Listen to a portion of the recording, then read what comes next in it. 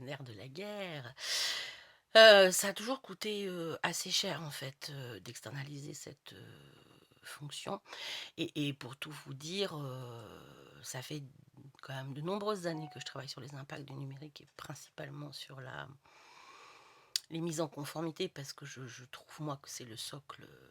d'une éthique et d'une gestion de données et que c'est aussi la nourriture, importante d'un système d'information vertueux et comme on va vers le data centrique et qu'on va vers des process de systèmes d'information qui vont être mutants et qui vont muter, heu, bah, la mise en conformité et la gestion de la privacy va devoir se faire de plus en plus en amont, ce qu'on appelle la privacy by design. C'est-à-dire avant même la mise en place de traitements en production et de différents traitements en production pour des finalités, d'usage et de pratique métier, très, très précises.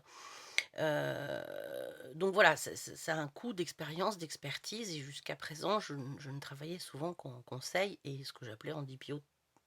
de transition. C'est-à-dire de mettre le tapis de mousse pour pouvoir qu'un DPO, interne, donc j'ai souvent travaillé avec plutôt des grandes, structures. Je suis assez proche, du monde de l'industrie de par mes formations, et surtout j'ai toujours voulu vulgariser cette, discipline pour les petites et moyennes entreprises et il était absolument impossible en fait d'être DPO externe pour ce gabarit d'entreprise. C'était absolument pas, rentable, tout simplement. Donc il y a un travail qui s'est effectué, avec l'équipe, de Priventiel pour, mettre en place un outil,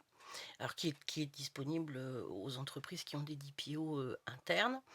mais qui surtout répond à mon exigence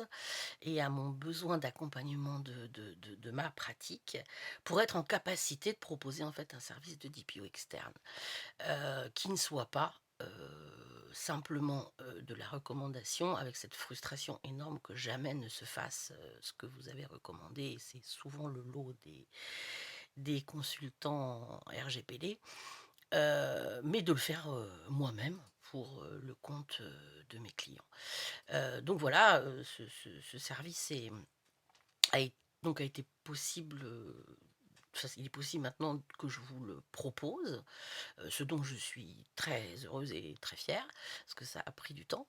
Mais surtout que je le propose à des tarifs, acceptables, pour des organisations, de type enfin, de moyenne,